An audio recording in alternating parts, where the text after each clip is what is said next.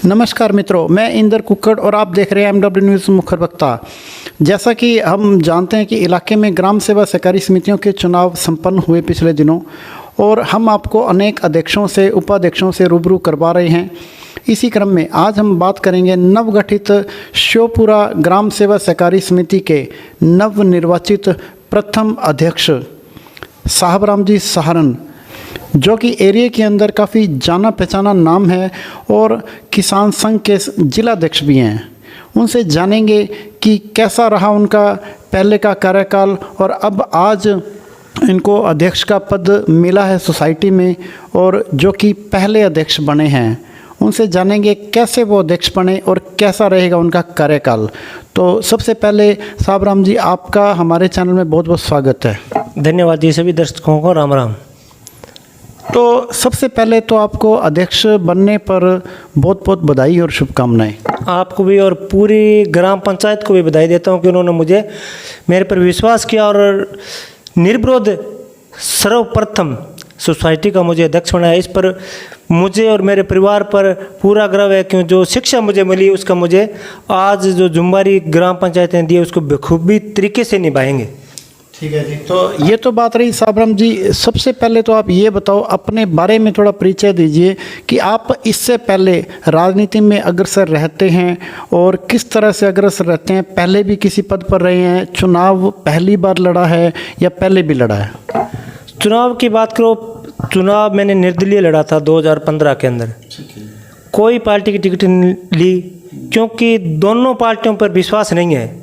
विश्वास ऐसे नहीं है कि सभी भ्रष्टाचार है। मुझे टिकट देने का पूरा जोर किया बीजेपी ने, परंतु मैंने स्पष्ट रूप से उनको मना कर दिया, अगर टिकट तभी लेंगे जब मेरे किसान और मजदूर गरीबों का काम होगा।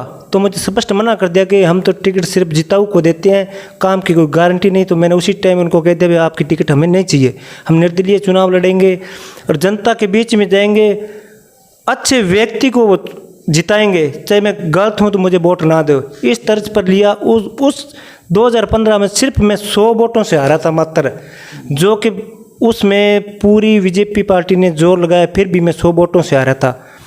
तो उसके बाद में मैंने पार्टी चुनाव लड़ने की ये इच्छा नहीं रही कि हम चुनाव नहीं लड़ेंगे, किसानों और मजदूरों का ही काम करेंगे। तो मैं 2020 में राष्ट्रीय किसान मजदूर महासंघ से जुड़ा, जो कि दिल्ली से कॉल आई थी। उन्होंने कहा भी हम आपके साथ जुड़ना चाहते, तो मेरा भी इच्छा है भी मजदूरों और किसानों की मैं सेवा करूं। तो उन्होंने मुझे तहसील अध्यक्ष बनाया। उसके बाद में मुझे अब जिला अध्यक्ष का जो सौंपा है काम, उसमें मैं खुद तरीके से लिखा रहा हूँ। 2020 में हम किसान आंदोलन हुआ, उसमें सर्वप्रथम हम गाँव से मात्र 2 जने गए थे। 25 नवंबर शायद हम 25 नवंबर को हम गए थे, 26 नवंबर को हम टिकरी बॉर्डर पहुँच गए थे। सर्वप्रथम भी हमारा काला कानून आया था जो मोदी जी लेके आए थे, उसको वापस कराने के लिए। तो 13 महीनों तक हमने ये लड़ाई जारी रखी। गांव में बहुत से ऐसे थे कि भी ये कानून वापस नहीं होगा, तो हमने सही अपनी नीयत से भी हमने किसी के साथ गलत व्यवहार नहीं किया। ये कि आप अच्छी तरह समझाओ विधायकों से, सांसदों से। इसमें एक अच्छी बात ये रही कि हमारे जो सांसद थे हमारे गाँव के अंदर दौरा कर रहे थे, उस टाइम हमारी उनसे बात हुई। बात ये हुई कि भी आप हमारे सांसद हो, हम हमारी बात आपसे रखते हैं, हमारे राजा हो आप। तो वो निहाल सिंह जी ने हमारी बात मानी, वहीं से दौरा रद्द करके पालीवाड़ा शायद पालीवाड़ा से वापस चले गए थे कि हम आगे दौरा नहीं करेंगे, भी आप हमारा विरोध कर रहे हो तो हम नहीं करेंगे, ये बात आपकी प्रधानमंत्री तक पहुँचाएंगे। उसके लगभग 3 महीने बाद ये कानून रद्द हो गए। तो वहाँ कुछ नेताओं का भी हमारे साथ शौक रहा, बीजेपी के थे तो भी वो मान रहे थे, परंतु पार्टी का दबाव था तो उसके कारण वो उनके हाँ भर रहे थे, परंतु अंदर ही अंदर हमारे साथ थे। तो मैं उनका भी धन्यवाद देता हूं, जो बीजेपी के विधायक या सांसद थे, वो हमारे साथ होते हुए भी ये काम हमारा उन्होंने बखूबी गया। अब जो सरकारें कानून बना के ला रही है, बहुत से ऐसे कानून हैं, बिजली का कानून आ रहा है और जो है खाद बीज का, इस पर बहुत भ्रष्टाचार हो रहा है। हमने बार बार SDM साहब को भी अवगत कराया भी, हमें जो खाद के साथ सामान दिया जा रहा है, जैसे सल्फर है, नैनो यूरिया के साथ, पर तो ये समझने की बड़ी आवश्यकता है कि अगर यूरिया के साथ आप नैनो क्यों दे रहे हो? भी नैनो भी एक यूरिया है, आपको पता होगा, आप भी जिम्मेदार हो। तो नैनो यूरिया के साथ ना दे के आप अलग से कोई प्रोग्राम कराओ, ज़मींदारों को उसको बताओ। ये हमारे पास भी आया था, हमने मना कर दिया, भाई हम यूरिया के साथ नैनो नहीं बेचेंगे, क्योंकि नैनो एक यूरिया है, तो यूरिया आप अलग से गिराओ, यूरिया खाद के साथ ना दो। जो लिक्विड है ये नैनो, और ये दूसरी है जो वैसे दानेदार होते हैं अपने घेरते हैं वो, तो उसका भी हमने विरोध किया है। वो अवगत करा दिया गया अधिकारियों को, आने वाली टाइम में शायद नैनो यूरिया के साथ नहीं मिलेगी हमें। तो बहुत सी ऐसी समस्या है, तो हम इसको करेंगे निराकरण। और कोई भी समस्या, लाइट की समस्या, और तो हम तन मन धन से किसानों के साथ रहेंगे। ठीक है जी साबराम जी, बहुत अच्छी आपने जानकारी साझा करी, क्योंकि वो एक समय ऐसा था कि बिल को कैंसिल करवाना बहुत ज़रूरी था, जो आपने करवाया। तो अब बात करेंगे अपने सोसाइटी क्षेत्र की। तो कैसे आप अध्यक्ष बने, और मतलब कितने आपके वोटर हैं, और उसके बारे में बताएं। और कैसे आप अध्यक्ष बने, निर्विरोध बने या चुनाव हुए, उसके बारे में। चुनाव तो नहीं हुए, निर्विरोध ही पूरी पंचायत मेरे साथ थी। जैसे चुनाव तो देखो, चुनाव लड़ना सबका अधिकार है, चुनाव लड़े चाहिए। सामने भी कोई कैंडिडेट खड़ा हुआ, उनको भी आप चुनाव लड़ो। जिसको देखो, राजनीति अलग चीज़ है, ये सोसाइटी किसानों की है, इसको हम राजनीति नहीं कह सकते, क्योंकि ये जिम्मेदार और उसकी होती है। इसमें चुनाव भी होना चाहिए, और चुनाव होकर सही उम्मीदवार अगर चुनकर आता है तो वो जिम्मेदारों को, सोसाइटी को, क्षेत्र को और ज़िले को भी बेनिफिट मिलता है। क्यों, ये चुनाव होने के बाद में ऊपर चेयरमैन का चुनाव होता है, उसमें अगर अच्छा व्यक्ति चुना जाता है तो भी बेनिफिट होती है, नहीं तो ये सोसाइटी अपने काम की नहीं रहती। तो ये सोच लेकर गांव वाले भी ये चाहते थे कि ये ही अपना अध्यक्ष बने। तो इसमें सारे जितने पंच थे वो निर्विरोध हो गए। भी गाँव में पंचायत होती है, गाँव में पुराने सिस्टम से, रीति रिवाज से होता है। अगर कोई कहता है भी आप बैठ जाओ तो बात मानते हैं, तो उसके आधार पर हमें कहा कि भी ये काम करने वाला है, विश्वास किया पूरी पंचायत ने।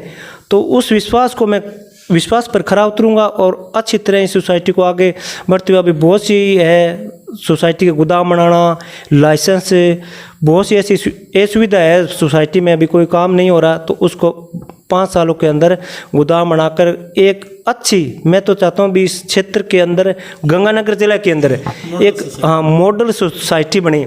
साबराम जी, बात करेंगे कि आपको अब सोसाइटी का अध्यक्ष बनाया गया है। सोसाइटी में वोट कितने हैं, कितने वोटर हैं ऋणी और ऋणी? तो सोसाइटी में लगभग 170 वोट तो ऋणी है, ठीक है, 467 वोट ऋणी है, ठीक है। और उसके बाद में बात करेंगे अपने सोसाइटी जो है, इसके अंदर अभी वर्तमान में क्या कंडीशन है गोदाम को लेके, और आगे की आपकी जो योजना को लेके, उसको थोड़ा विस्तार से बताएं। अभी तो देखो, गोदाम के लिए पट्टा जारी हो चुका है, लगभग 5-6 महीने हो गए पट्टा जारी को। वो हमने अपडेट एमडी साहब को पहुंचा दी है, और लगभग एमडी साहब से मेरी बात हुई थी, जाके भी आया था। तो एमडी साहब पहली बार मेरे को देख बड़े खुश हुए कि भी पहला ऐसा मौका है कि क्षेत्र से सोसाइटी का अध्यक्ष हमारे पास आया है। तो उन्होंने धन्यवाद भी दिया और शाबाशी भी दी कि भी ऐसा एक्टिव अध्यक्ष अगर हर सोसाइटी के अंदर होता है तो पूरे क्षेत्र में बड़ा फ़ायदा होगा। तो उन्होंने पूरा आश्वासन दिया कि मार्च से पहले आपके खाते में पैसे डाल दिए जाएंगे और आप उनका गोदाम निर्माण चालू कर सकते हो। ठीक है, बहुत अच्छी बात है। तो अब बात करेंगे कि आप गांव वासियों को आपके कार्यकाल के अंदर क्या क्या सुविधाएं देना चाहते हो? सुविधा तो मेरे हिसाब, मेरी इच्छा भी है कि सोसाइटी एक ऐसा सिस्टम हो, ऋणी और अऋणी को भी फायदा हो। हर जो सिस्टम सोसाइटी के अंदर आ रहा है, चाहे सेंटर सरकार की सुविधा है, चाहे राज्य सरकार की सुविधा, वो हर जमींदार को पता होना चाहिए भी सोसाइटी के अंदर ये काम करने से हम अपने को ये लाभ होता है। तो उसका बखूबी रूप से हर किसान को पर्सनली मैं जा के उनको बताऊंगा कि बी ए सोसाइटी लेने से अपने ये बेनिफिट है और इस बेनिफिट से अपनी सोसाइटी कहाँ तक पहुँच सकती है। तो इच्छा भी है भी अगर 5 साल के अंदर राज्य सरकार अवार्ड दे भी अच्छी सोसाइटी होने का, तो चोपड़ा सोसाइटी को ही मिलना चाहिए। तो साबराम जी, जैसे अब जितने भी अध्यक्ष बनते हैं वो अपनी कोठियों पे, कारों पे और कई तो स्वागत ट्रालियों पर भी लिखवा लेते हैं अध्यक्ष, पर वो धरातल पर काम नहीं करते। उस बारे में आप क्या कहना चाहते हो? नाम लिखवाने से तो सर कुछ नहीं होगा। नाम तो हम हर किसान के दिलों में लिखवाना चाहते हैं भी, उनके मन के अंदर, और वो भी आगे अध्यक्ष बने तो साहब राम सारण जैसा भी अध्यक्ष बनना चाहिए। नाम तो उनके दिलों में लिखेगा तो भी अपना नाम है, और किसानों को बेनिफिट होना चाहिए ज़्यादा से ज़्यादा, ये है, नोट कर लो चाहिए आप बात ये। ठीक है। तो साहब राम जी, अब आप अपने जो मिलने वाले हैं शुभचिंतक हैं, जितने भी दर्शक आपको देख रहे हैं, उनको आप विशेष रूप से क्या अपील और संदेश देना चाहेंगे? पहले तो मैं युवा दिवस की, राष्ट्रीय युवा दिवस की सभी को शुभकामनाएं देता हूँ। नए साल की देता हूँ, जो 26 जनवरी है अपने गणतंत्रता दिवस मनाते हैं, उसको भी हार्दिक बधाई और शुभकामनाएं। मेरी तरफ से अपील और पूरी ग्राम पंचायत शोपरा की तरफ से करना चाहता हूँ भी हर किसान और मजदूर को जागरूक होना पड़ेगा, और कोई भी विधायक और सांसदों से सवाल जवाब हमें अवश्य करना पड़ेगा, तो हम आगे बढ़ेंगे। ये दोबारा मैं रिपीट कर देता हूँ भी अपील है, हम जागरूक होंगे तभी हमारा हल होगा। हर विधायक, सरपंच, कोई भी प्रतिनिधि तो अपना सवाल जवाब ज़रूर करें, तब अपने प्रश्नों का उत्तर मिलेगा, तो भी हल होंगे। एक एक्स्ट्रा कि सब जो मिलकर अपनी सोसाइटी जैसे बनी है, तो उसमें अपने पंच है, चाहे चुनाव लड़के आया, चाहे निर्विरोध हो, तो उसका शौक जरूरी करना है कि सोसाइटी एक ऐसी है राज्य सरकार की कि इसमें जितना अपना शो करेंगे वो अपना है, राज्य सरकार नहीं, उसमें जितनी धनराशि आती है वो अपने हर किसान के खाते में जाती है। जैसे लाभ हुआ तो अपने हर किसान के खाते में जाएगा। तो सभी मेरे किसान साथियों से ज़्यादा सोसाइटी का शो करें, मिलजुल कर रहें, सभी से प्रेम भावना। चुनाव हो चुके हैं, अब वो जो चुनाव के रंजिश है वो छोड़ दें। उसके बाद अपने कई बार चुनाव हो जाता है तो रंजिश रखते हैं, तो ये छोड़ दें और सोसाइटी का सहयोग करें। बहुत अच्छी बात है। तो ये हैं साहब राम जी सहारण, जो कि श्योपुरा ग्राम सेवा सहकारी समिति के नवनिर्वाचित प्रथम अध्यक्ष नियुक्त हुए हैं। इन्होंने कहा कि मैं गांव वालों के दिल में अपना नाम लिखवाना चाहता हूं, न कि अपनी कोठी पे, कार पे या कहीं और लिखवाना चाहता हूं, और काम करवाने के लिए हर समय हर वक्त तैयार रहेंगे। सोसाइटी को आगे बढ़ाने में किसी भी तरह की कोई कमी नहीं रखेंगे, और अपने कार्यकाल में अपने इस श्योपुरा सोसाइटी को मॉडल सोसाइटी बनाने का भरपूर कोशिश करेंगे। लेकिन उसको आगे बढ़ाने के लिए समस्त गांववासियों के सहयोग और समर्थन की भरपूर आवश्यकता रहेगी। तो ठीक है जी, MW न्यूज़ मुखर वक्ता में समय देने के लिए बहुत बहुत धन्यवाद।